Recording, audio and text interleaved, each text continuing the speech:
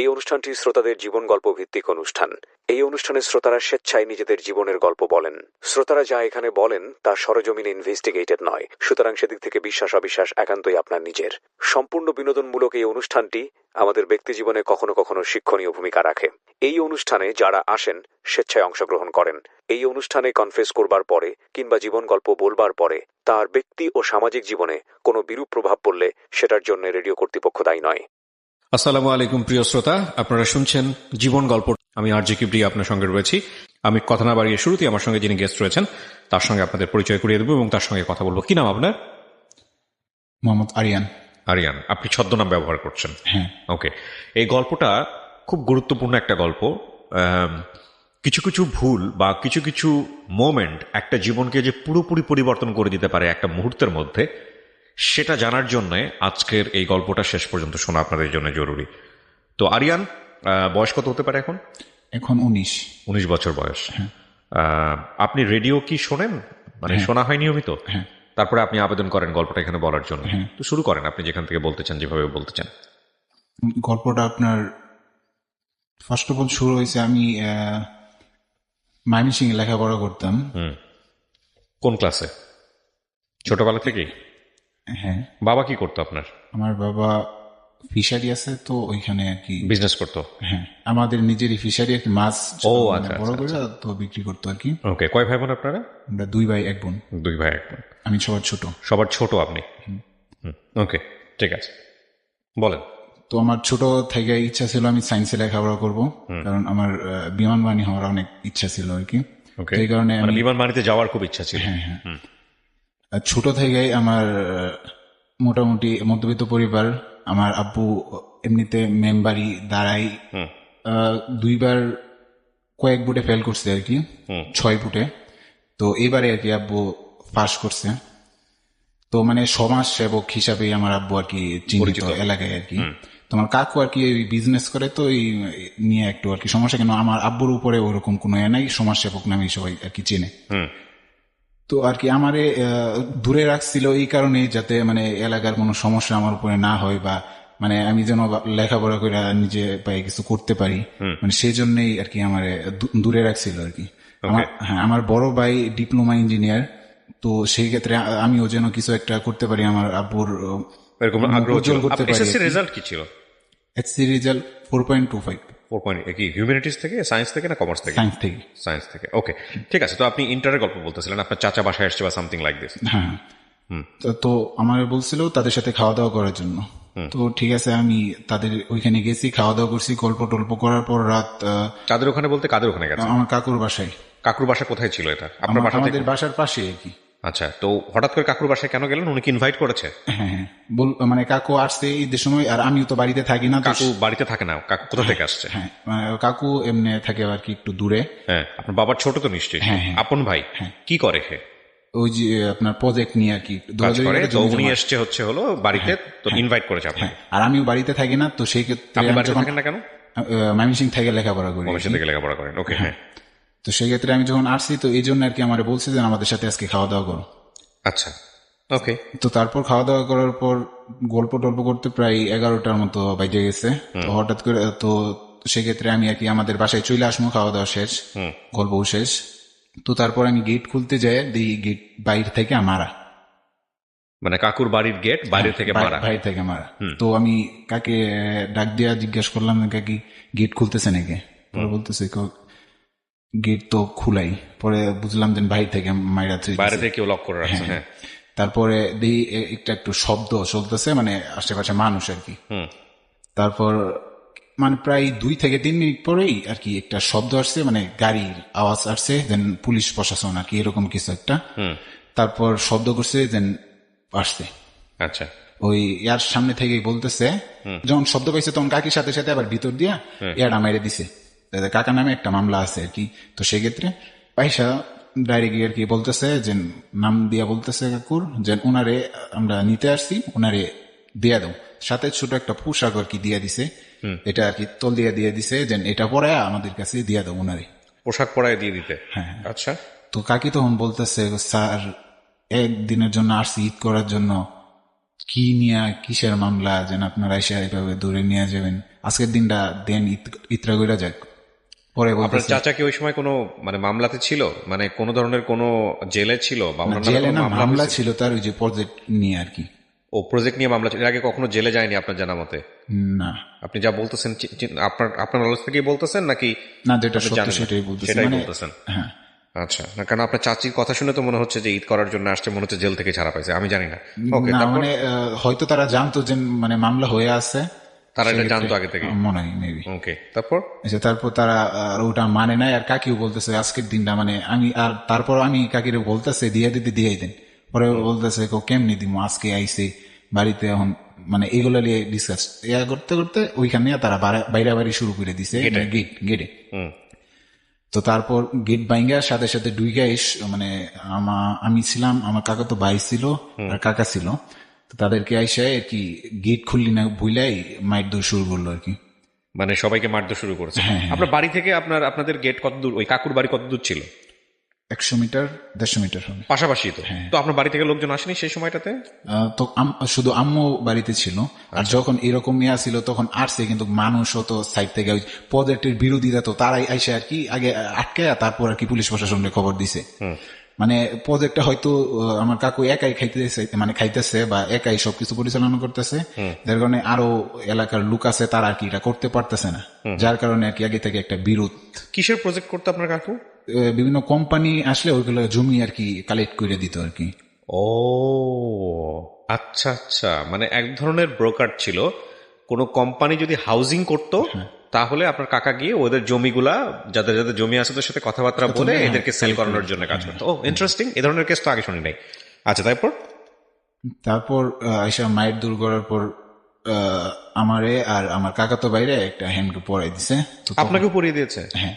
আচ্ছা, পরে তখন আমি বলতেছিলাম স্যার আমরা কি করছি, আমরা তো কিছু করি নাই। পরে বলতেছে গেট খুলস নাই কেন? হ্যাঁ, পরে বললাম স্যার এখানে তো আমাদের গার্জিয়ান আছে, আমরা তো আর গেট খুলতে পারি না। কাকির আমি বলেন, আমি কাকির বলছি গেট খুলে দেওয়ার জন্য, হ্যাঁ, কিন্তু কাকি না খুললে আমি কি জোর করে খুলে দিতে পারবো? পরে বলতেছে কোনো কথা বলবে না, চুপ থাক। পরে আরেকটা ছিল, পরে তো ওনারে আমি বলছিলাম স্যার আমার 1 সপ্তাহ পরে পরীক্ষা স্যার। পরে বলতেছে যে বিষয়টা এগুলো তোমরা যদি আগে খুলে দিতা তাহলে আর কি তোমরা ধরতো না। ও আচ্ছা আচ্ছা, মানে খুলতে দেরি করছেন বলে আপনাকেও অ্যারেস্ট করে ফেলেছে। পরে আমি বলছি স্যার একটু বুঝার চেষ্টা করেন, আমার পরীক্ষা, আমি একজন স্টুডেন্ট। পরে বলতেছে আচ্ছা সমস্যা নাই, আমি স্যারের বলি তোমাদেরকে কালকে ছেড়ে দিব, সমস্যা নেই। হ্যাঁ, এটা বলার পর আমি আর কোনো কথা বলি নাই, কারণ স্যার যখন বলছে যে আমার কালকে ছেড়ে দিব, তো সেক্ষেত্রে আর আমি কোনো কথা বলিনি। কাকে কাকে নিল বাসা থেকে? 2 কাকু, আরেক কাকুও ছিল এখানে? আর একটা ছোট কাকু আর কি। তো আর কাকা তো ভাই আর আমি 4 জন। 4 জনকে নিয়ে নিল? হ্যাঁ। আচ্ছা, কাকা তো ভাই মানে আপনার কাকার ছেলে? হ্যাঁ, কাকার ছেলে। আচ্ছা, তারপর মনে করেন যে তাদেরকে আর একটু মাইট দূর করছে আর কি, মানে 2 কাকারে একটু মাইট দূর করছে। আর তারপরে আইসাটা আমার কাকা তো বাইরে জিজ্ঞেস করতেছে যে ঘরে কি কি লুকায় রাখছিস? পরে বলতেছে স্যার আমরা তো ঘরে কিছু লুকায় রাখি নাই। পরে বলতেছে লুকায় রাখস নাই এখনো বল, নাইলে কিন্তু খবর আছে। পরে বলতেছে স্যার আমরা তো আজকে আসছি বাড়িতে ঈদ করার জন্য, আমরা ঘরে কি লুকায় রাখবো? পরে বলতেছে যে তুই কি করস? কোন রাজনীতি করে কিনা? তারপর না করার সাথে সাথে একটা এমন জোরে একটা চর দিছে, ওই চরের শব্দে আমার কান পর্যন্ত তব্দ হয়ে গেছে, এত জোরে চর দিছে। আচ্ছা, তারপর আর ওই বয়ে তারপরে ওই অফিসারের সাথে আমি আর কিছু বলি নাই, কারণ আমি যদি কিছু বলতে যাই আমার যদি ওই মানে চরটা দেয় তাহলে মানে শব্দ শুনে আমি ভয় পেয়ে গেছি, যার কারণে আর আমি কিছু বলি নাই। তো তারপর আমাদেরকে গাড়ি তুলে তাদের এতে নিয়ে আসছে আর কি। নিয়ে আসার পর একটু কাহিনী আছে, আর যখন তারা আর কি বাইরে বাড়ি করতেছিল মানে ঢুকার সময়, তখন আমার মোবাইল ছিল Redmi 6, তো সেটা দিয়ে আমি আর কি ভিডিও করে রাখছিলাম। কিছু কিছু ভিডিও করছেন যে কি মানে করতেছে, কি তারা যেন ঢুকতেছে বাইরে যেতেছে আর বলতেছে, এগুলো আমি ভিডিও করে রেখে দিছিলাম আর কি। তারপর আর কি যখন নেওয়া যায় আমাদেরকে তাদের অফিসে, তো আমাদের মোবাইল ব্যাগটি আর কি রাইখা দেয়। তো সবার মোবাইলই আর কি করছে, মানে কার সাথে কি কি ফোন ছিল, কিন্তু আমার ফোনটা ওখানে লেখে নেই। আর তারপর আমি স্যারের বলছিলেন স্যার আমার ফোনটা, পরে বলতেছে ওটা পরে দেখতেছি। আপনারটা লেখে নেই মানে কার থেকে কি কিনেছে সব লিখছে, কিন্তু আপনারটা লেখে নাই, কারণ ওরা বুঝতে পারছে যে আপনি এখানে ভিডিও করছেন। আচ্ছা, তারপর আমাদেরকে মানে একটা আলাদা আলাদা মানে ছোট মানে খালি একটা মানুষ থাকা যায় এরকম একটা এর মধ্যে ঢুকাইছে আর কি। এটা কি ময়মনসিংহে নাকি ময়মনসিংহ থেকে ঢাকায় নিয়ে আসছে? না, ময়মনসিং, ময়মনসিংহে। আচ্ছা, ময়মনসিং আকোয়া বাইপাস। হ্যাঁ, তারপর? তো সেখানে মানে দিন না রাত সেটা বুঝার কোনো বাউ নাই, শুধু খালি আপনি আসেন এটা এরকম বাইরে। সবাইকে একসাথে রাখছে নাকি আলাদা না আলাদা? না, আলাদা আলাদা ছোট ছোট আপনাকে কোথায় ঢুকাইছে? একটা ছোট মানে খাঁচার মতো হবে, হ্যাঁ, ওইখানে সবাই আর কি আলাদা আলাদা আর কি করে আলাদা আলাদা রাখছে। খাঁচার মতো। হ্যাঁ। আচ্ছা, তো তারপর আপনাকে ওখানে ঢুকাইছে? হ্যাঁ, তারপর? আর আমার এখানে একটা বাড়ি লাগছিল, এই ভ্যাম্পায়ার এটা এতটুকু ফুলিয়া হয়ে গেছিল। আর তারপরে যখন আমাদের ঢুকাইয়া আর কি বলতেছে যে তোরা কোনো কথাবার্তা বলবি না, আর তারপরে আমি ওই স্যারের আর কি বলছিলাম যে স্যার আমার কিন্তু এক সপ্তাহ পরে পরীক্ষা স্যার। পরে বলতেছে তোর বিষয়টা দেখতেছি, এটা বললে চলে গেছে। মানে তখন আর কি একটু সান্ত্বনা পাইছিলাম যে আমি হয়তো ছেড়ে দিব স্যারেরা, মানে যখন বলছে আমি আমার সামনে পরীক্ষা, তো সেক্ষেত্রে আমার ছেড়ে দেওয়ার সম্ভাবনা আছে। তো তারপর ওই রাত তখন মনে হয় রাত 1টার মতো বাজবে বা 12:30 1টা এরকম বাজবে। তো সকাল পর্যন্ত মনে হয়েছে যে 1 মাস পর্যন্ত মানে এরকম লং টাইম, মানে ঘুম তো আসেই নেই, আর বারবার মনে হইতেছিল যে এটা একটা স্বপ্ন। না, কিন্তু এখানে একটা কথা আছে, আপনাকে যদি ওনারা নিয়ে গিয়ে থাকে, সাসপেক্টেড যদি হয়ে থাকেন, তাহলে আপনি পরের দিন তো আপনাকে তারা পুলিশের কাছে হ্যান্ড ওভার করবে অথবা কোর্টে দিয়ে দিবে। কি করলো আপনি একটু ধারাবাহিকভাবে বলেন। হ্যাঁ, তারা আমাদের থানায় ট্রান্সফার করছে পরের দিন। তারপর আমাদের সাথে আরো কিছু মানে করছে, প্রায় 10 জনের মতো আরো দিছে। ধরেছে? না, ধরে নেই, আমাদের তো ঘর থেকে আনছে, আর ওইখানে লেখছে যে আমাদেরকে জঙ্গল থেকে নিয়ে আসছে আর কি। আচ্ছা, আর আরো 10 জন লাগাইছে আর কি, যে তারা আরো 10 জন ছিল আপনাদের সাথে। হ্যাঁ, তাদেরকে ধরতে পারি না, এই 4 জনকে ধরতে পারছি। তো সেক্ষেত্রে আমাদেরকে আর কি এটা থানাতে পাঠাইছে, এবং কি আরো 1 সপ্তাহ রিমান্ড চাই আর কি পাঠাইছে কোর্টে। হ্যাঁ, তারপর থানার থেকে আমাদেরকে পরের দিন কোর্টে পাঠাইছে আর কি। কোর্ট থেকে ওইভাবে আর কি আপনার ওই জেলখানায় পাঠাই দিছে। জেলখানায় প্রায় 2 দিন পরে আবার কোর্টে আনবে আর কি। ওই তারা যে মানে এটা চাইছে রিমান্ডটা, এটা কি মঞ্জুর হবে না আমাদের জামিন মানে সব 2-3 দিন পরে আর কি আবার কোর্টে আনছে আমাদের। আমাকে একটু জেলখানার অভিজ্ঞতা বলেন, আপনি তো এর আগে জান নাই। তো আপনার প্রথম যাইতেই একটা বড় একটা গেটের মাঝখানে নিয়ে বসায় রাখছে। তারপর একজন একজন করে নাম আর পরিবারের সদস্য বন্ধু বান্ধবের নাম কিছু জিজ্ঞাসা করে, কারণ পরবর্তী যখন বের করব আবার এইগুলাই জিজ্ঞাসা করবো, যদি না মিলে আর কি তাহলে সমস্যা, আর যদি সবকিছু ঠিক মতো বলতে পারো তাহলে আর কি বের করবে। সেক্ষেত্রে আমার বন্ধু বান্ধব, মামা, খালা, বোন এগুলার নাম জিজ্ঞাসা করার পর এন্ট্রি করে তারপর আর কি ভিতরে ঢুকেছে। ভিতরে ঢুকানোর পর একটা রুমে আমাদের সাথে আরো প্রায় 25 জনের মতো ছিল, মানে অন্যান্য আর কি। তো একটা রুমে রাখছে, ওই রুমে প্রায় 50-60 জন ছিলাম। তো ওইখানে আপনার যাওয়ার পরই আর কি অনেক পরিমাণে ক্ষুধা লাগছে। তো তারপর ওইখানেই খাবার আছে। তো খাবারটা আমি আনতে গেছি, তারপর মনে করেন সাথে ডাউলও ছিল। আমি চাই দেখি যে আমার কাকু আর আমার কাকাতো ভাইজান তারা একজন আরেকজন আর কি খাওয়াই দিতেছে হাতে তুলে, মানে কাকা তার ছেলে খাওয়াই দিতেছে, ছেলে বাপরে খাওয়াই দিতেছে। তো এইখানেও আরেকটু কাহিনী হয়েছিল, যখন মানে আপনার আমাদেরকে পরের দিন সকালে আর কি বের করছে খাঁচা থেকে। তো তারপর আমাদের কিছু ছবি তুলছে আর কি। ছবি তোলার পর আমাদেরকে ময়মনসিংহ পাঠাইছে, ময়মনসিংহ সার্কিট হাউস পাঠাইছে। ওইখান থেকে আবার এইখানেই আনছে। আনার পর খাবার দিছে, রাত তখন সন্ধ্যা হয়ে গেছে আর কি, রাতের খাবার দিছে। খাবার দেওয়ার পর কাকাতো বাইরে আর কি বাড়িতে মারে নাই, বাড়িতে আমার একটু মারছে আর আমার 2 কাকারে মারছে। তো আর কাকা তো বাইরে খালি ওই একটা চড়ি দিছিল। তো সেই ক্ষেত্রে আর কি মোটামুটি সুস্থই আমার কাকাতো ভাই। তো উনার কাকাতো বাইরে ডাক দিচ্ছে, ডাক দেয়া না পাশের রুমে নিছে, নিয়ে বলতেছে তোরা তো স্টুডেন্ট, তোদের লাইফটা নষ্ট হোক এটা আমরা চাই না। তো সেই ক্ষেত্রে যা যা বলবো যদি সঠিক উত্তর দেস তাহলে আর কি তোর 2টারে ছেড়ে দিব।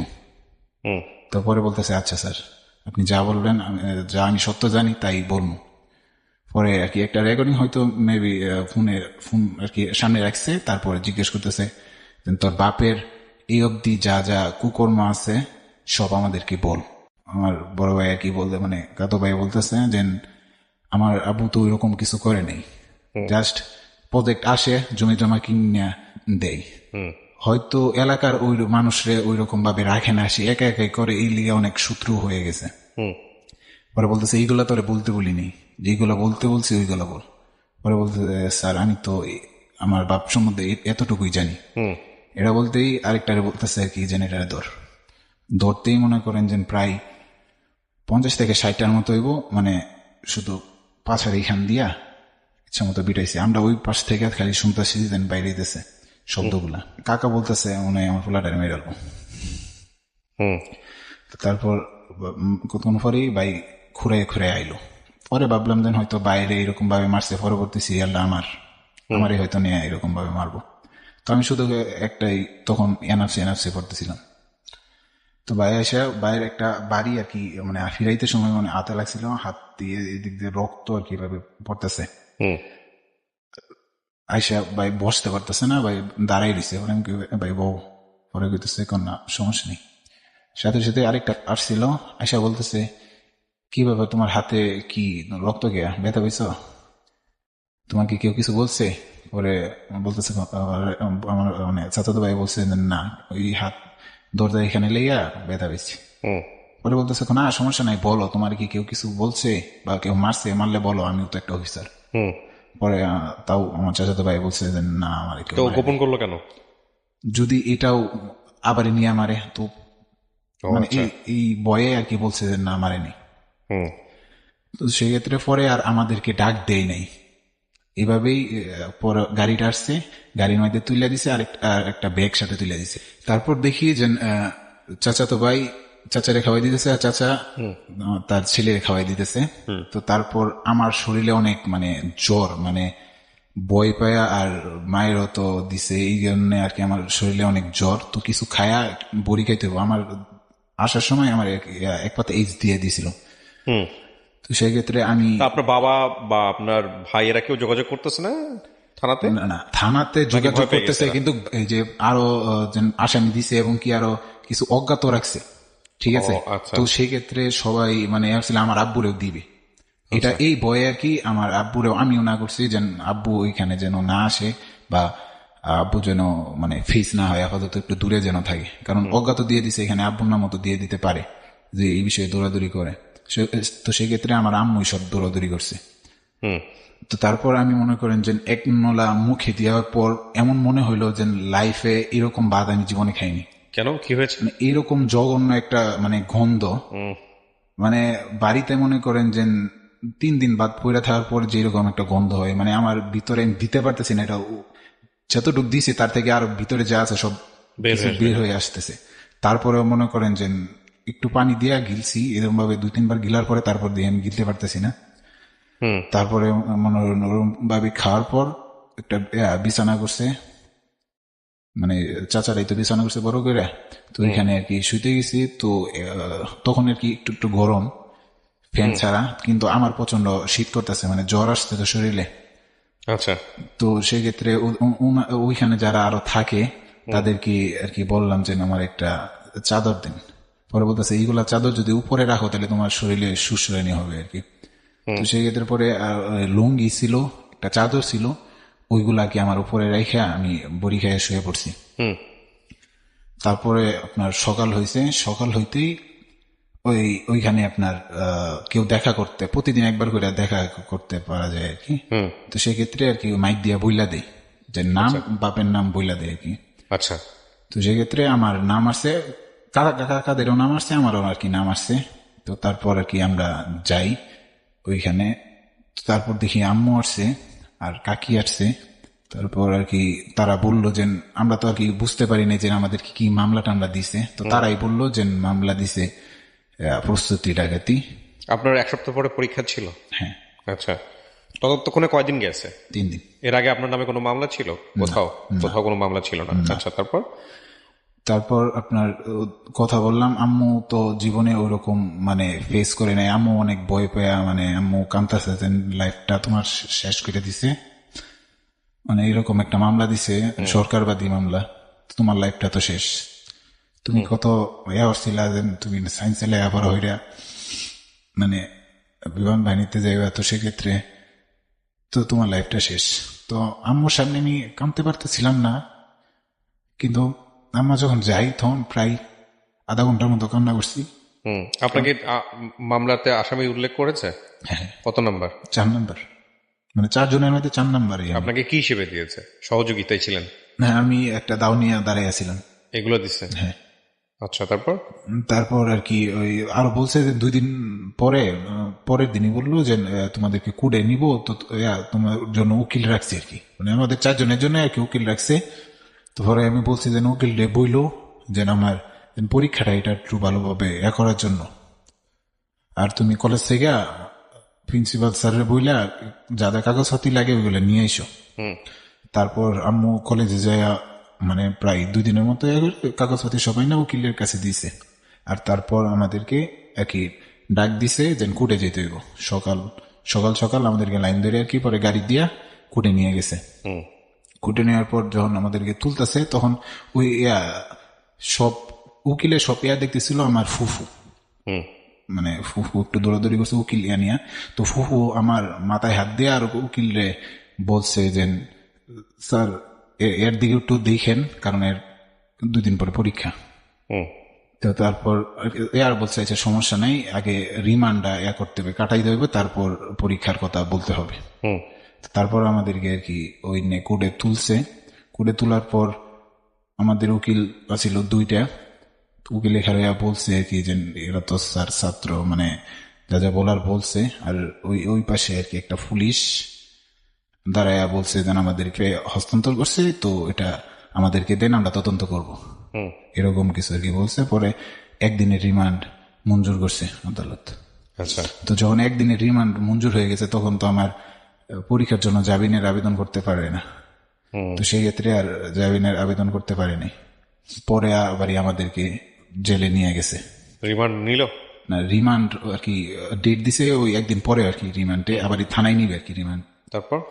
তারপর যখন জেলে গেছি রাত্রে আর কি অনেকেই তো শুনছে যেন আমাদেরকে আজকে রিমান্ডে হয়েছে, কি হয়েছে আমি বলছি যে 1 দিনের রিমান্ড আছে। তখন তারা আর কি আমারে বলছে ভয় পাও না, সমস্যা নাই, যে টাকা দিয়া রাখো, আর তারা যদি করে তো সেক্ষেত্রে তোমাদেরকে খালি একটু ভয় দেখাইবো, মানে তোমার চোখ বাইন্দা নিব কারেন্ট এরিয়া আর কি, একটু তোমার আশেপাশে বাইরেইবো আর একটু ভয় দেখাইবো, তোমরা যারা সত্য এটাই বলবা। পরে আর কি তো সেক্ষেত্রে আর কি এটা শুনে রাখছি। আর বিষয়টা গেলে এটা ভাববেও খারাপ, মানে বই লাগতেছে যে এরকম ভাবে চোখ বাইন্দা নিব একটা অন্ধকার রুমে, বা কারেন্টের তার এইরকম করবো বা বই দেখাইবো, এগুলা ভাববে আর কি খুব খারাপ লাগতেছে। তো ওদিন আর ঘুমাইতে পারিনি। তো পরে আমাদেরকে আর কি ডাক দিছে, দেন থানায় যেতে হবে, রিমান্ডের সময় হয়েছে। তো 2টা পুলিশ আসছিল, 2টা পুলিশ সিএনজি দিয়ে আমাদেরকে থানায় আনছে। থানায় আনার সাথে সাথে পরে কি আম্মুরাও তো সবাই, মানে আমাদের সবাই তো জানে আমাদেরকে আজকে আনবো, তো সেক্ষেত্রে পরে আম্মু এসে আর কি বললো যে ভয় পেও না, তোমার মারতো না। আমার আম্মুর কষ্ট দিকে আমার আম্মুর মানে আমার লেগে কত কিছু করতেছে, দৌড় পাড়তেছে, এইগুলা ভাই আরো খারাপ লাগতেছে। আম্মুর সামনে আমি কিছু কইতে পারি না, শুধু খালি আম্মুর হাতটা আমার মাথায় দিয়ে বলছিলাম যে আমার একটু দোয়া কইল। পরে আম্মু যাওয়ার পর অনেকক্ষণ বসে বসে কান্না করছি। তারপর রাত হয়েছে, রাত যখন মানে বাড়তেছে তখন মানে ভাবতেছি কখন আর কি আমাদেরকে নিয়ে যাবো, ওই এতেই আছি। হ্যাঁ, কখন ডাক দিব। তো রাত 12টা বেজে গেছে, ডাক দেয় নাই। রাত 1টা পর্যন্ত বেজে গেছে, ডাক দেয় নাই। একদম পরে রাত 3টা বেজে গেছে, ডাক দেয়নি। আস্তে আস্তে সকাল হয়ে গেছে, ডাক দেয়নি। তারপর প্রায় 8টা-9টার মতো বেজে গেছে, তারপর আমাদেরকে ডাক দেয়নি। পরে একটা মানে প্রশাসনের একটা লোক এসে জিজ্ঞাসা করছে যে তোমাদেরকে কেউ মারছে? আমরা বলছি না, আমাদেরকে কোনো কিছু জিজ্ঞাসা করে নেই, মারবো কেমনে। পরে বলছে যে সমস্যা নাই, তোমাদেরকে ওরা মারবে না, কারণ মিথ্যা মামলা, এটা তো স্যারেরাও জানে, এই জন্য আর কি কোনো সমস্যা নেই। তারপর 10টার দিকে আমার কাকুরে শুধু ডাক দেয়া নিছে। কাকুরে ডাক দেয়া নিয়ে কি জানি জিজ্ঞাসা করছে, আর হাতের তালুর মধ্যে 4-5টা বাড়ি দিছে। আমরা এখান থেকে দেখতেছি আর কি, মানে ছোট ফাঁক আছে তো আর শিকলের, তো সেক্ষেত্রে দেখছি 4-5টার মতো বাড়ি দিছে। তো পরে ভাবলাম যে এই 4-5টা বাড়ি, তখন মনে হয় দেখতে পারলাম যে এই 4-5টা বাড়ি দিলেও সমস্যা নেই, কাকারে জন দিছে, পরবর্তী আমার দিলেও সমস্যা নেই, কারণ এইগুলা স্কুলে থাকতে স্যারেরাও দিছে। তো তারপর আমাদেরকে আর কি কেউ ডাক দেয় নাই বা আর কোনো কিছু করে নাই। তারপর 11টা বা 12টার দিকে আবার তখন কি আপনার পরীক্ষা শুরু হয়েছে না? যেদিন আমাদেরকে রিমান্ড আনছে ওদিনে আমার পরীক্ষা শুরু হয়েছে। ও, তারপর আমাদেরকে 11টা বা 12টার মতো বাজে, তখন আর কি খুইলা আমাদেরকে আবার হ্যান্ডকাপ পরায়া এখানে একটা কথা বলে রাখি প্রিয় দর্শক এবং শ্রোতা, দর্শক তো না, শ্রোতা যাদেরকে বলবো, এই যে গল্পটা, এটা একপাক্ষিক একটা গল্প, হ্যাঁ, এবং এই গল্পে আমরা কোনোভাবেই কাউকে, কোনো সরকারি সংস্থাকে কিংবা কোর্টকে বা কাউকেই কিন্তু আমরা অ্যাকিউজ করছি না, বা কোনো ধরনের কোনো পারসেপশন তাদের সম্পর্কে তৈরি না করতে আমরা বলবো, কারণ ও যেটা বলছে সেটা ওর মতো করে ওর কাছে সত্য, এবং এই বিষয়টা এখন চলমান আছে, মানে এখনো মামলাটা চলমান অবস্থায় আছে, এবং এটার ব্যাপারে কোর্ট যে রায় দেবেন সেটাই আমাদের, সে বিষয়ে আমরা কোর্টের সাথে একমত পোষণ করব। তবে এখানে গল্পের শিক্ষার জায়গাটা অন্য জায়গাতে, এবং সেই শিক্ষার জায়গাটা কোথায় সেটা আমি একেবারে শেষের দিকে আমি ফোকাস করতে চাই। ও অপরাধী কি অপরাধী না সেটা কোর্ট প্রমাণ করবে বা আইন সংস্থা যারা আছে তারা প্রমাণ করবেন, কিন্তু ওর বলার জায়গা থেকে আমরা ওকে অবশ্যই অধিকার দিতে চাই, কারণ ও চাইলে বলতে পারে, এবং এখানে আমরা পুরো বিষয়টাই গোপন করে, মানে ওর পরিচয় বা সমস্ত কিছু গোপন করেই আমরা গল্পটা এভাবে উপস্থাপন করছি। আমি বারবারই বলছি যে কোনো প্রতিষ্ঠান, সরকারি কোনো প্রতিষ্ঠান বা কাউকে হেয় করা আমাদের অনুষ্ঠানের উদ্দেশ্য নয়। আমাদের গল্পের জায়গাটি অন্য জায়গাটিতে, মানে আমাদের গল্পের ফোকাসের জায়গাটিতে অন্য জায়গাটিতে। সেটা কি, সেটা আমি একেবারে শেষের দিকে গিয়ে বলবো। হ্যাঁ, বলেন। তারপর আমাদেরকে আর কি কোর্টে নিয়ে গেছে, আবার কোর্ট থেকে জেলে নিয়ে গেছে। জেলে নেওয়ার পরদিন আবারই আমার পরিবার থেকে লোক আসছে, তো মাইক দিয়ে ডাক দিচ্ছে, তখন গেলাম। তো তখন বললো যে সামনে একটা হেয়ারিং দিবে তোমাদের, তবে উকিল বলছে যে প্রায় 1 মাস লাগবে। তো মনে করেন যে ওটা শোনার পর যে একটু মানে 1 মাস পরে আপাতত বের হতে পারবো। মানে তখন কি পরীক্ষার চিন্তা মাথা থেকে চলে গেছে, নাকি কোন রকম এখান থেকে বের হতে পারলেই খুশি? তখন মানে এত কিছু হওয়ার পর তখন মানে আপাতত এখান থেকে বের হই, লাইফটা তো শেষই, কারণ এখান থেকে বের হলেই তোমার মামলাটা শেষ হয়ে যেতেছে না, মামলাটা তো চলমান থাকবে। হ্যাঁ, লাইফটা তো শেষ, বাট এইখানে তো একটা মানে মনে করেন যে ওইখানে এই লাইফে কোনো সময় এরকম পরিবেশে তো আমি কখনো থাকি নাই। তারপর আপনার যে বললাম যে আচ্ছা ঠিক আছে, তাহলে তুমি টেনশন করো না, 30 দিন পরই আর কি যদি হয় তাহলে আল্লাহ বের করবে আর কি। তো সেক্ষেত্রে এটা করে আমরা কি আগে যাই দিয়েছি। তো এখন যে প্রথম যে রুমে আমাদেরকে রাখছিল, এখান থেকে এখন আর কি সেটেল করে দিব বিভিন্ন রুমে আর কি, সবাই আলাদা আলাদা। তো সেক্ষেত্রে আমার একটা বিল্ডিং এ করছে, আর আমার কাকার তো ভাই আর কাকারে আরেক কানো, আরেক কাকারে আরেক কানো, মানে 4 জনরে 3 জায়গায় দিছে। বাপ ছেলের এক জায়গায় দিছে, আমার আরেক জায়গায়, আর আমার আরেক কাকুরে আরেক জায়গায়। তো তারপর ওইখানে আবার এই বিষয়টা হলো আপনার এই নিয়ে যে আগে যে রুমে ছিলাম ওইখানে খাবার ছিল, মানে ওইখানে খাবার থাকে, ওইখানে আপনার তুলে তুলে খেতে হয়। আচ্ছা, এখন যেখানে আমাদেরকে ট্রান্সফার করা হয়েছে এখানে আর কি টাইম টু টাইম 3 বেলা আর কি খাবার নিচে থেকে লাইন ধরে তুলে আনতে হয় আর কি, একটা থালি নিয়ে। তো সেক্ষেত্রে আমি তো আর এইগুলা জানি না, তো সেক্ষেত্রে আমি আর কি খাবার তুলি নেই। দেখি যখন রাত্রে খাবার টাইম হয়েছে তখন তো সব গিট মিট মারা, বাহিরে যাওয়ার কোনো ইয়া নেই, সবাই খাইতেছে আর আমি দাঁড়াই রয়েছি, কারণ আমি তো কিছু বুঝি না। তারপরে একটা ছেলে এসে আমার জিজ্ঞেস করতেছে যে তুমি কি খাবার তোলা নাই? আমি কিছু খাবার কোথা থেকে তুলে, পরে বলতেছে যে আচ্ছা সমস্যা নেই, আমার খাবার অর্ধেকটা তুমি খাও। ছেলেটার বাসা ছিল ভালুকা। তো এরপর থেকে ছেলেটা যতদিন পর্যন্ত ওইখানে ছিল ততদিন পর্যন্ত আমার জন্য ওই খাবার তুলছে, কারণ সে বুঝতে পারছে যে আমি কখনো এখানে আসি নাই বা এরকম ভাবে মানে থাকি নাই কখনো সময়, আর সে তার পাশের বেডটাই আমার জন্য রাখছে। আচ্ছা, আর বিষয়টা হলো ওইখানে আপনার এমন মানে অবস্থা যে আপনি যে একা আপনার বডিটাই শুধু রাখতে পারবেন এখানে, আর কোনো মানে একটু পাশে জায়গা থাকবে না। মানে এভাবে এত এত তো গরম লাগে না? গরম তো লাগে। মানে আপনি কি শীতের মধ্যে কতদিন আগে জেলে ছিলেন আপনি? 2 বছর আগে। 2 বছর আগে। ওই সময়টা গরমের সিজন না ঠান্ডার? গরমের সিজন। আচ্ছা, ফ্যান চলে না? ফ্যান নাই? ফ্যান চলে, বাট তাও আর কি অনেক গরম। বিষয়টা হলো, আর ওইখানে সব থেকে খারাপ লাগছে আমার যখন মনে করেন 6টার পর যখন কি গেটটা মাইরা লাই, তখন হঠাৎ করে আপনার সবাই একসাথে আর কি ওইখানে ধূমপান করে আর কি। তো সেই ক্ষেত্রে আমার মানে দম নেওয়াটা, হ্যাঁ, তো সেই আমি আর কি আপনার শিখের চিবা দিয়া নাকটা বের কইরা, নাক আর মুখটা বের কইরা এভাবে প্রায় আধা ঘন্টার মতো এভাবে আমি দম ছাড়তাম, যখন আর কি তারা তাদের সিগারেট মানে ধূমপান করা শেষ না হইতো। 6টার পরে কি লাইট অফ করে দেয় নাকি 6টার পরে লাইট চালানো থাকে? লাইট সারা রাত জ্বালানো থাকে, কিন্তু ওই গেট মারা থাকে, মানে ওই রুমের বাইরে যেতে পারবেন না আর কি। একদম 6টার পরে সব একসাথে তুইলা বন্ধ করে দেয়। হ্যাঁ। কতজন থাকে এক রুমে? এক রুমে আপনার আমি যে রুমে ছিলাম এই রুমে 172 জন ছিল। একসাথে 172 জন? কত বড় রুম? রুম নর্মালি ওই রুমে মনে করেন যে নর্মালি থাকতে গেলে 100 জন থাকতে পারবে। 72 জন বেশি। তো মাঝে মাঝে এমন অবস্থা হয়েছে যে পার্টি মানে এইভাবে শুই না, এইভাবে শুতে হয়েছে। কাজ মানে সোজা হইতে পারবেন না, মানে কাজ হয়ে থাকতে হইব। মানে একটা এর মধ্যে তিনটা, এক রুমের মধ্যে তিনটা, এক পায়ের সাথে আরেক মাথার, আবার তার পায়ের সাথে আরেক মাথা। ও আচ্ছা, পা আর মাথা এরকম ভাবে মানে করেন যে এটার মধ্যে 3টা সিরিয়াল, হ্যাঁ 3টা হরত, হ্যাঁ, আবার একদম মানে ওই একজনের পায়ের দিকে মাথা, আরেকজনের মাথা, এভাবে ক্রস ক্রস করে শোয়ানো 3টা সিরিয়াল। হ্যাঁ ওরে না, বাবা। মানে এই সিরিয়াল এভাবে মধ্যে আরেকটা সিরিয়াল, ওইখানে আরেকটা ও সিরিয়াল। আচ্ছা আচ্ছা, বুঝতে পেরেছি। হ্যাঁ, মানে একটু জায়গা নাই যেন আর কি আপনার অন্য কোনো ইয়া রাখার জন্য। তো 172 জন ছিল, তো ওভাবেই আমাদের থাকতে হয়েছে। মাঝে মধ্যে 5 জন 10 জন করে কমে, ওই জাবিন হয়ে যায় যাদের, তো সেক্ষেত্রে আর কি একটু ফাঁকা, মানে ওই ভালোভাবে একটু শোয়া যায় আর কি। ভালোভাবে বলতে ওই মানে ওই সোজা পায় আর কি, যেন এক পাশ না আর কি, ওরকম না। কিন্তু মাঝে মধ্যে আবার বাইরে যায়, তো সেক্ষেত্রে আর কি এরকম ভাবেই থাকতে হয়। ওকে। তারপর মনে করেন যে কিছুদিন পর ওই আমার সাথে যে এটা ছিল আর কি, যে আমার হেল্প করতো, খাবার টাবার আর কি তুলতো সব, তার আর কি জাবিন হয়ে গেছে। আচ্ছা।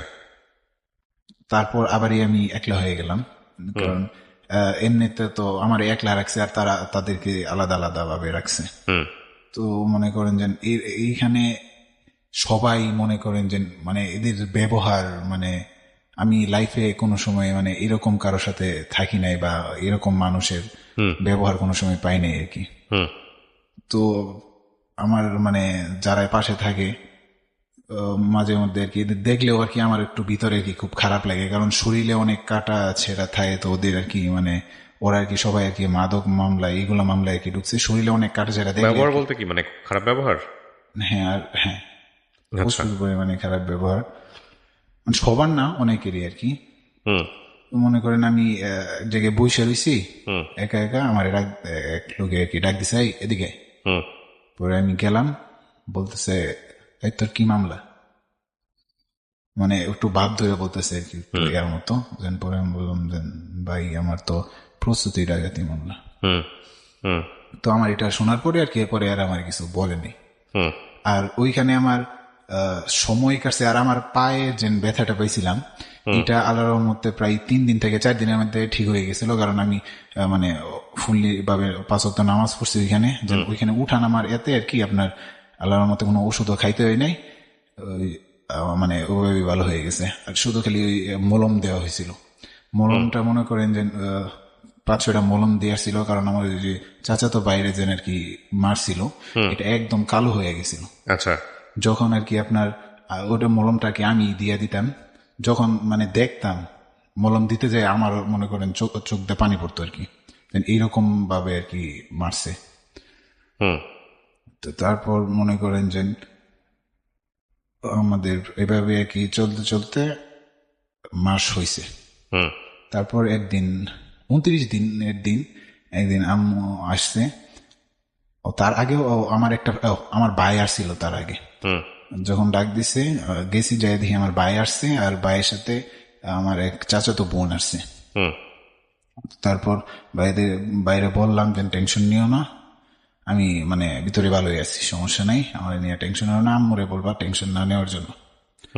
তো তখন আর কি আমার ভাই বললো যে তুই যতদিন ধরে এখানে আসছস, মানে তখন প্রায় 20 দিনের মতো হয়েছে মনে হবি। বলতেছে তুই যতদিন ধরে আসছস, এতদিন ধরে আম্মু বাড়িতে চুলা আর কি, চুলার মধ্যে আগুন ধরাই নেই আর কি, একদিনও বাড়িতে রান্না করে নেই। পাড়ার লোকেরা সেটা আম্মুরে খাওয়াইতে, তো আম্মু খানা, মানে আমার টেনশনে। আর আমার শার্ট পাঞ্জাবি এগুলা দুইটা বলে কান্দে, মানে এইগুলা বললো। এইগুলা শোনার পর তো আমি মানে আরো গেলাম যে আম্মুরে একটু বুঝে এলো, আম্মু তো আমার লেগে আরো হয়ে যাবো গা। তো সেক্ষেত্রে ভাইজান বললাম যে তুমি আম্মুরে একটু বুঝাই টুজাই হেইডো, আমার সমস্যা নেই, আমি ভালো আছি না। আর 1 মাস পরে তো আমি আমার লেগে এত টেনশন করে লেগে কি লিগে। হুম তারপর আর কি আমার একটা ফ্রেন্ড ছিল, কলেজ ফ্রেন্ড। তো তার তার বিষয়টা মানে সবকিছুই আর কি আমার খুব কাছের ফ্রেন্ড ছিল, বেস্ট ফ্রেন্ড বলেই চলে। তো বললাম, আমার বাইরে বললাম যে আমার আইডিতে ঢুইয়া একটু মানে আমার ফ্রেন্ডে বললো যে নাইসা দেখা করার লেগে। হুম তো আর কি পরে আমার ভাই আমার আইডিতে ঢুকিয়া আর কি ফ্রেন্ডে বলছিল। তারপর প্রায় 3 দিন বা 2 দিন বা 3 দিন এরকম পরেই আর কি আমার ফ্রেন্ড আসছে। ফ্রেন্ড আসে, ফ্রেন্ডের সাথে আর কি কথাবার্তা বললাম। বিষয়টা হলো থাকা অবস্থায় মনে করেন যেদিন কারোর সাথে দেখা হয়েছে বা কথা হয়েছে 20 মিনিট টাইম দেয় একদিন আর কি। তো ওই দিনটা আপনার একটু ভালো যায় আর কি, কারোর সাথে দেখা করতে পারছি। সপ্তাহে একদিন করে মানে কেউ কেউ আসে। তো বন্ধু বান্ধব যখন আসে তখন আর কি আপনার খুব ভালো লাগে, ওই দিনটা আর কি একটু ভালো যায়। হুম এভাবে আরেকটা ফ্রেন্ড আসছিল। তারপর মনে করেন যে এভাবে আর কি 1 মাস 29 দিন হয়েছে। ওই দিন আম্মু আসছে, আম্মু আয়সা ওদিন বৃহস্পতিবার, আম্মু আয়সা বলতেছে যে তোমাদের জামিন হয়েছে। তো মা এসে বলতেছে জামিন হয়েছে। আচ্ছা, তারপর? জামিন হয়েছে। তো এখন আজকে তো আর বের হইব না, আর শুক্রবারে বন্ধ থাকে, শনিবারে বন্ধ থাকে, তোমাদের বাড়িতে বাড়িতে রবিবারের দিন আর কি। আচ্ছা। তো তারপরেও আর কি শুনে একটু শান্তি লাগলো যে জামিন হয়েছে। এখন 1 সপ্তাহ পরে বের হলেও আর কি এত কষ্ট নাই, কিন্তু জামিন হয়েছে আর কি। হুম তো তারপর যারা আর কি কাছের ফ্রেন্ড বা যাদের সাথে আর কি করছি আর কি ওদেরকে বলছি যে জামিন হয়েছে। তো সেই ক্ষেত্রে যখন রবিবারের দিন হয়েছে সকালে আমাদেরকে আর কি ডাক দিছে যে তোমাদেরকে জামিন হয়ে গেছে, তোমরা বের হও আর কি।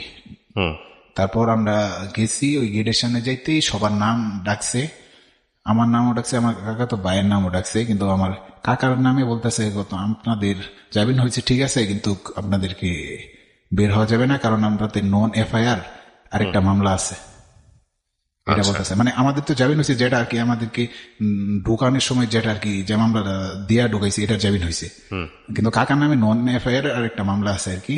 আচ্ছা। তো সেই ক্ষেত্রে ওই কাকা দুজনের বের হতে দেবেন আর কি।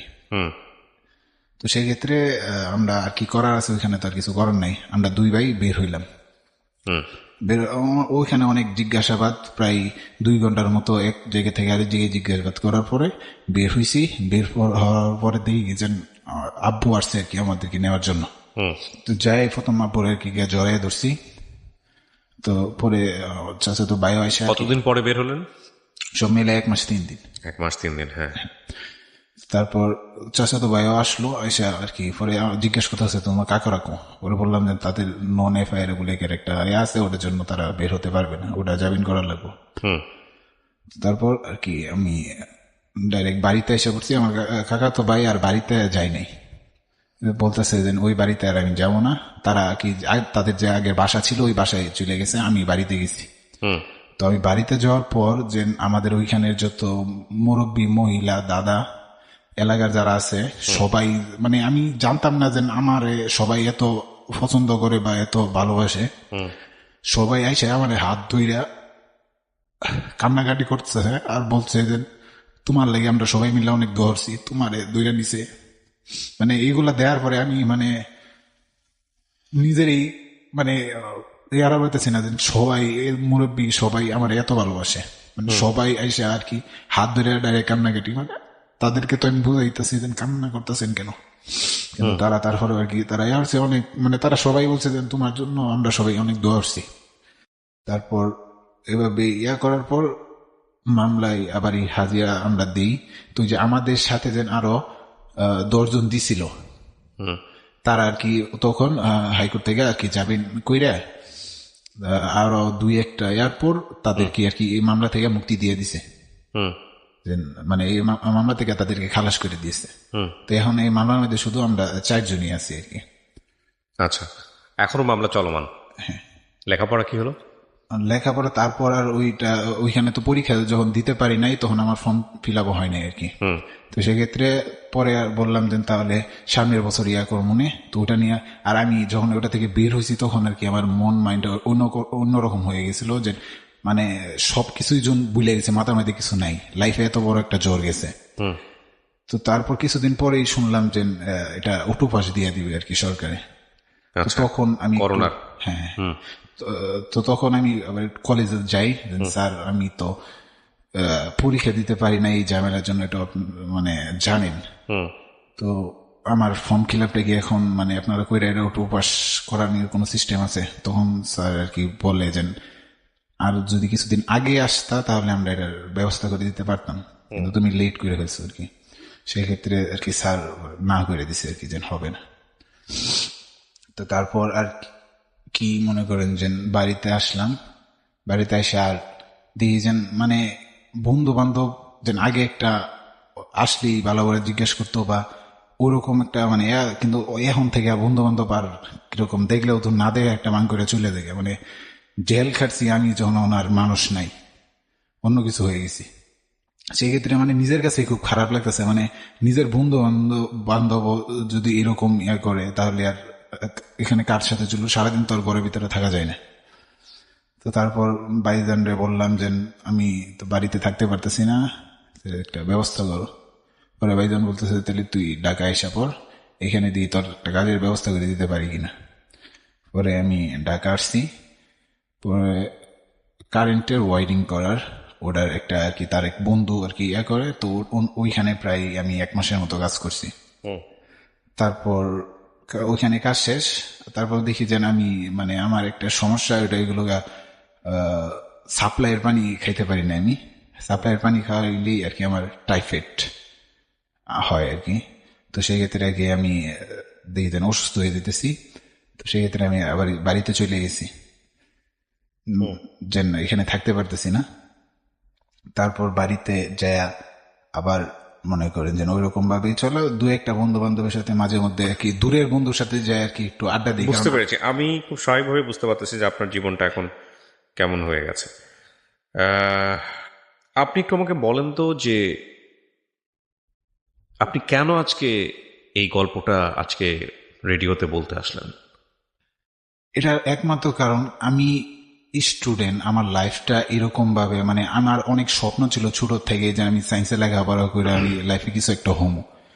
তারপরেও যেন আমি এরকম ভাবে আমার লাইফটা এরকম ভাবে ধ্বংস হইলো, মানে একটা স্টুডেন্টের ক্ষেত্রে যে এইটুকু কি স্যার সরকারে কি বা যারা ছিল তারা কি দিতে পারলো না, বা একটা স্টুডেন্ট লাইফ নষ্ট হয়ে যেতেছে এটা কি তারা একটু ভাবলো না, বা একটু চেষ্টা করতেছে একটা স্টুডেন্ট তার লাইফটা যেন না হয়। সে একটু যদি দুষ কইরাও থাকে তাহলে স্টুডেন্ট হিসাবে তার একটা চান্স দেওয়া উচিত।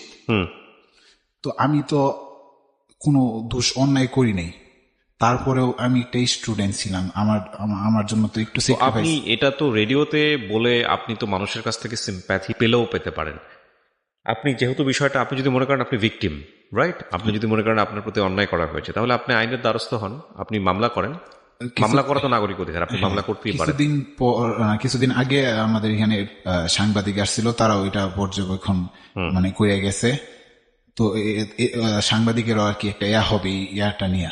সংবাদ মাধ্যমে তো আপনার বলার রাইট আছে, আপনি চাইলে একটা প্রেস কনফারেন্স করেও বলতে পারেন, সেটা অন্য বিষয়। কিন্তু আমার কথা হচ্ছে আপনার প্রতি যদি এটা অন্যায় করে থাকে কোনো রাষ্ট্রীয় প্রতিষ্ঠান, তাহলে আপনি নিঃসন্দেহে আইন অনুযায়ী মামলা করার রাইট আছে আপনার। আপনি কি সেদিকে যাবেন? মামলা বলতে এখানে কি মানে প্রশাসনের বিরুদ্ধে মামলা সেটা বলতে না, প্রশাসনের বিরুদ্ধে আপনি মামলা, সেটা যাই হোক না কেন, আপনি কখনো আপনি একজন লয়ারের কাছে গেছেন এই যে আপনার প্রতি যে অন্যায় করা হয়েছে, আপনি আপনার লয়ার আপনাকে কি পরামর্শ দিয়েছে? তো তারা শুধু এটাই বলতেছে যে এই মামলা থেকে এই মামলায় কিছু হবে না, এটা মিথ্যা মামলা, সমস্যা নেই। মানে সমস্যা নাই, সমস্যা যে আপনার পুরো জীবনটা চেয়ে পঙ্গু হয়ে গেল, এই সমস্যাটা, এটার তো তারা কোনো ব্যাখ্যা দিতে পারে না। এটার ব্যাখ্যা কেন দিতে পারবে না? একজন ভালো লয়ারের কাছে যান, একজন ভালো পরামর্শকের কাছে যান। আমার যে ক্ষতিটা হলো, এই ক্ষতিটার ক্ষতিপূরণ তো এটা রাষ্ট্র সেই ক্ষতিপূরণ দিবে নিশ্চয়ই, দায় নিতে হবে রাষ্ট্রকে। আপনার মামলা প্রথমত হচ্ছে আপনার মামলা চলমান। এই মামলা যদি আজকে আমরা এমনভাবে গল্পটা উপস্থাপন করেছি, কারায় আপনাকে ধরে নিয়ে গেছে, কি হয়েছে না হয়েছে কোনো কিছু আমরা আমাদের অনুষ্ঠানে ফ্ল্যাশ করিনি, ইভেন আপনারও আইডেন্টিটিও আমি ফ্ল্যাশ করিনি। আর আপনি বলতেছেন আপনি একজন ভিকটিম। আমাদের এই গল্পের সচেতনতার জায়গা দুইটা। প্রথম সচেতনতার জায়গাটা হচ্ছে এটা যে আপনার প্রতি যে ক্ষতিটুকু হলো আপনি যদি মনে করেন সেটা আপনাকে বিচারে কি হয়, যেহেতু মামলা চলমান আছে, এটা রায় আসবে শেষ পর্যন্ত, একটা রায় তো হবে। আপনি যদি নির্দোষ খালাস হন, আপনি যদি অপরাধী না হন, তাহলে রাষ্ট্র আপনাকে যতটা ক্ষতি করেছে আপনার কথা অনুযায়ী সেটার ক্ষতিপূরণ আপনি রাষ্ট্রের কাছে চাইতে পারেন। এটা আপনার নাগরিক অধিকার, সাংবিধানিক অধিকার। এইটা মানে উকিলে বলছে যখন আমি এই মামলা থেকে খালাস পাবো তখন আমি এটা করতে পারবেন, নাম্বার 1। আর নাম্বার 2, এটা হচ্ছে একটা সচেতনতার দিক। আর 2 নাম্বার হচ্ছে যেটা হচ্ছে যে আপনি আপনার চাচা এইসব কাজের মধ্যে ইনভলভ ছিল, আপনি কি ঘুণাক্ষরেও কোনোভাবে চিন্তা করেন না যেরকম একটা ঘটনা ঘটতে পারে? না, বিষয়টা হয়ে গেল আমি তো বাড়িতে থাকি না ওই রকম, মানে সেও বাড়িতে থাকে না, তার আরেক বাসা আছে সেইখানে থাকে। আচ্ছা, সেই ক্ষেত্রে তার বিষয়ে ওই রকম ভাবে আমি জানি না, কারণ আমি লেখাপড়া নিয়ে ব্যস্ত। আপনার চাচা এইসবের মধ্যে জড়িত, এগুলো আপনি ঘুণাক্ষরেও জানতেন না? প্রজেক্ট নিয়ে করতেছে, এগুলা চলতেছে, এগুলো তো মামলা হয়েছে আপনার চাচার এগেইনস্ট, সেটাও আপনি জানতেন না? এটা জানতাম না। যাই হোক, সেক্ষেত্রে আমাদের কিছু বলার নাই, যেটা সত্য সেটাই আপনি ভালো জানেন। তবে এটা আসলে যদি আপনি না জেনে থাকেন তাহলে এটা আপনার ভাগ্য ছাড়া কিছু বলার নাই আমার। তবে যদি আপনি জানা থাকতেন তাহলে নিঃসন্দেহে আমার মনে হয় যে এরকম ভুল অন্য কেউ করে ফেলতে পারে আপনার ক্ষেত্রে, যদি আপনাকে আমরা বিশ্বাস করি যে আপনি নির্দোষ বলতেছেন নিজেকে, সেটা আমি বারবারই বলতেছি, এটা প্রমাণ করবে কোর্ট। সেই জায়গাটাতে আমার মনে হয় যে এসব জায়গাগুলো অ্যাভয়েড করে চলাটাই বেটার ছিল। কারণ কিছু কিছু ভুল আছে যেগুলোর কোনো মাসুল দেওয়া যায় না। আপনার স্বপ্ন ছিল আপনি বৈমানিক হবেন, আপনার স্বপ্ন ছিল আপনি একটা বেটার লাইফ লিড করবেন, আপনি জব করবেন। সেই স্বপ্নটা ভেঙে চুরে আজকে অন্যরকম হয়ে গেছে, এবং সেটার জন্য আপনি কাকে দায়ী করবেন? তবে আমি সব কথার শেষ কথা একটা কথা আপনাকে বলতে চাই, সেটা হলো মানুষ প্রতিষ্ঠান চালায়, মানুষ ভুলের ঊর্ধ্বে না। আমি ভুলের ঊর্ধ্বে না, আপনি ভুলের ঊর্ধ্বে না, কিংবা যেসব প্রতিষ্ঠান আমাদেরকে একটা সিস্টেমেটিক ফ্রেমওয়ার্কের মধ্যে রাখে তারা ভুলের ঊর্ধ্বে না। সব জায়গাতেই ভুল আছে, হ্যাঁ। টু আর ইজ হিউম্যান, একটা কথাই আছে। সেখানে সবচেয়ে আশাব্যঞ্জক কথা হচ্ছে একটাই, যে কখনোই গিভ আপ করবেন না। আপনি আপনার এই জীবনে এখন যে অবস্থায় আছেন, ইন্টারমিডিয়েট তার কমপ্লিট করা হয়নি, হয়েছে না? পরবর্তীতে আরেকটা কলেজে ভর্তি হয়েছি এখন পড়াশোনা করতেছেন? হ্যাঁ। আলহামদুলিল্লাহ। তাহলে তো আপনি ব্যাক করছেনই। হয়তো 1 বছরের গ্যাপ হয়ে গেছে, কয় বছরের গ্যাপ? 1 বছরের গ্যাপ না, পরবর্তী নতুন করে ভর্তি হয়েছি তো, মানে সায়েন্সে না, কারণ সায়েন্সে লেখাপড়া হলে তো লাভ নাই, কারণ আমার স্বপ্ন যখন ভেঙে গেছে তখন। না, সেটা ঠিক আছে, অন্য হিসাব। বাট আপনার গ্যাপ কত দিনের? 1 বছরের না? 2 বছর। 2 বছরের গ্যাপ। আপনি নতুন করে আবার পড়াশোনা করবেন, নতুন করে ঘুরে দাঁড়াবেন। শোনেন, যে মানুষের জীবনে দাগ নাই সে মানুষ জীবনে যতই সফল হোক না কেন তার বলার মতো কিছু থাকে না। আপনার জীবনে, মানুষের জীবনে 2টা পার্ট আমি মনে করি। একটা হচ্ছে দাগ, হোঁচট খাওয়া, ফেইল করা, এটা একটা। আরেকটা হচ্ছে যে সফল হওয়া। যখন আপনি সফল হবেন তখন এই দাগ, এই হোঁচট খাওয়া, এই ঘটনা আপনার জীবনে একটা অনন্য অ্যাসেট হবে, যে আপনি এত বড় ধাক্কা খেয়েও আপনি জীবনে একটা জায়গায় গেছেন। তো জীবনের 2টা পার্টের মধ্যে একটা পার্ট আপনার কমপ্লিট, এখন বাকি একটা পার্ট নিয়ে আপনাকে চিন্তা করতে হবে। ঠিক আছে? সো এই হচ্ছে বিষয়। আমি আপনাকে ধন্যবাদ জানাই আরিয়ান, আপনি এই গল্পটা আজকে এখানে বললেন লাখ লাখ মানুষের কাছে, এবং আমরা প্রিয় দর্শক ও শ্রোতা, আমি আবারও বলছি যে উনি যে গল্পটা বলে গেল সেটা সম্পূর্ণই একপাক্ষিক একটা গল্প। যাকে নিয়ে, যাদেরকে নিয়ে, বা যে সিস্টেমটাকে নিয়ে যেভাবে উনি গল্পটা বলেছেন, সেটা যে আমাদের সমাজে হয় না তা কিন্তু না, সেটা আমাদের সমাজে হয়, ভুল হয়, এটা খুবই রেয়ার কেস না। সেই অর্থে আমরা গল্পটাকে এখানে উপস্থাপন করেছি। যেহেতু মামলাটি চলমান আছে, সুতরাং সমস্ত বিষয়ই এখানে গোপনীয়তা রক্ষা করা হয়েছে। ইভেন যে গল্পটা বলেছে তার ভয়েসটা পর্যন্ত এখানে চেঞ্জ করা হয়েছে, এবং এই গল্পের কোনো অংশই যদি পরবর্তীতে যিনি এখানে এসেছিলেন তিনিও যদি তার আইডেন্টি ফ্ল্যাশ করে বলেন যেটা আমার গল্প, এই গল্পের কোনো অংশই এভিডেন্ট হিসেবে, প্রুফ হিসেবে অন্য কোথাও ব্যবহার না করার জন্য বিশেষ অনুরোধ থাকছে। কারণ এই গল্পটা শুধুমাত্র আমরা শিক্ষণীয় জায়গা থেকে উপস্থাপন করেছি, আমাদের ডিসক্লেমার জায়গা থেকে আমরা স্বীকার করে নিচ্ছি এটা একটা একপাক্ষিক বলা। এখানে যথেষ্ট মিথ্যা কথা থাকতে পারে, যথেষ্ট ভুল তথ্য থাকতে পারে, এবং যেহেতু এটা মামলাটি বিচারাধীন অবস্থায় কোর্টে আছে, কোর্ট শেষ পর্যন্ত যে রায় দেবেন সেই রায়টি আমরা মেনে নেব আমাদের রেডিও কর্তৃপক্ষের জায়গাটা থেকে। তবে একটা কথা না বললেই নয়, সেটা হলো যে এই যে আরিয়ান ছেলেটি এখানে এসছে, আরিয়ানের মতো জীবন যাদের আছে তাদেরকে 2টো বিষয়ে পরামর্শ। একটা হচ্ছে আপনি যদি নিরপরাধ হয়ে থাকেন তাহলে রাষ্ট্রের কাছে আপনি ক্ষতিপূরণ চাবেন, সে অধিকার আপনার আছে।